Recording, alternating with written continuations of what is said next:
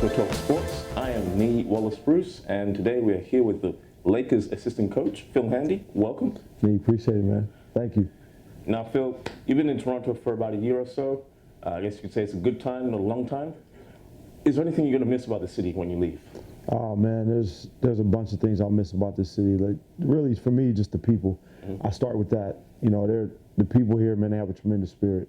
And from day one, when I touched down in this city, everybody welcomed me like family. So the fans, you know, we had a great fan base here. And you know, Toronto, listen, the organization is top ranked. It's one of the best in the NBA, from top to bottom, just the way they do things. So I just think Toronto as a whole, man, is just going to be a place that I'm going to miss, you know, being here and living here and just kind of feeling the energy of the city. I agree with that. I moved to Toronto 2 years ago from Australia, so I get that. What part of Australia are you from? I'm from Perth. Okay. I grew up in Perth and I lived in Brisbane as well. Well, I lived in Melbourne and Sydney, Oh, yeah? so we got some strong ties in Australia. I finished my playing career down there. Oh, nice. Was that with the Tigers? So I was with the Melbourne Tigers, and then I was with the West Sydney Brazorbacks. Oh, I remember the Razorbacks. Yeah. Nice. Yeah. Small world, right? It is. It's a beautiful thing. Now, did you ever get to try poutine while you were here? Say it again? Poutine, the Canadian dish with cheese curds? They tried to get me to try it, and I was like, no. Why not? I'm like, for me, man, there are certain things with food that I'm really picky with. And like, I don't even know the full ingredients of poutine, but I think when I saw it one time, I was just like, nah, that's not for me. Honestly, for me, it's the best dish, so you're missing out. Hey, kudos to you for trying it. Kudos to you. I'll have one on your behalf. Okay. But I think you need to try it before you go when you come back, for sure. Man, that's a tough one. But you know what? I'm gonna take your advice on it.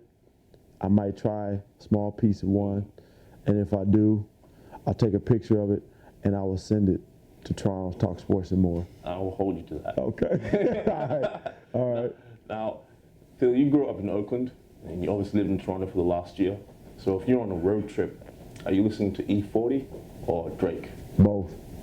Good answer. I like both of them. Good answer. Like, for real. Like, obviously E40 is where I'm from, but I fell in love with Drake a long time ago. Just, you know, his whole music and his presence. So I listen to both of them. And it was good to see both of those dudes together at the games and showing love to each other. So, I mean, I'm representing both.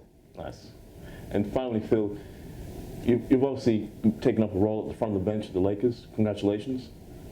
I believe this might be your second stint with the Lakers organization. Yes, it is. Now, do you have aspirations in the future of one day being the head coach of an organization? You know, man, I think that is a question that people ask me a lot, and I'm very organic with my growth as a coach. So if that's to happen, I think it's going to happen organically. It'll be the right time when somebody sees fit to come in and ask me to interview or be part of their franchise. If it's the right fit for me and it's the right fit for them, then I'll be prepared. I don't have a timeline. I want to be a head coach in 5 years. So for me, I just wake up every day and I tackle my job to the best of my ability so I can continue to learn and grow.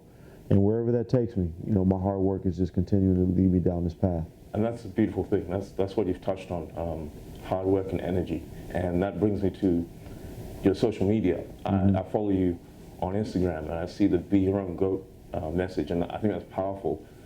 Where can the listeners and viewers find you on Instagram and social media? You know, I'm only on Instagram, and believe me, that took a lot for people to convince me to do that. But my Instagram is the real 94 Feet of Game, and 94 Feet of Game is where all of this started for me. You know, back in 1999, I started that business, 94 Feet of Game, and it just morphed into what I am today. So for me, that's the only social media platform I have, and it's really trying to keep it really positive and about basketball and about how basketball has been this huge vehicle for me to have an impact and help others. So that's where they can find me. It's fantastic. Phil, thank you for your time. Nah, man, appreciate it. Thank you. Appreciate it. All the best in Los Angeles. Thank you. And listeners, this is Toronto Talk Sports and more. Love the Six. Let's connect.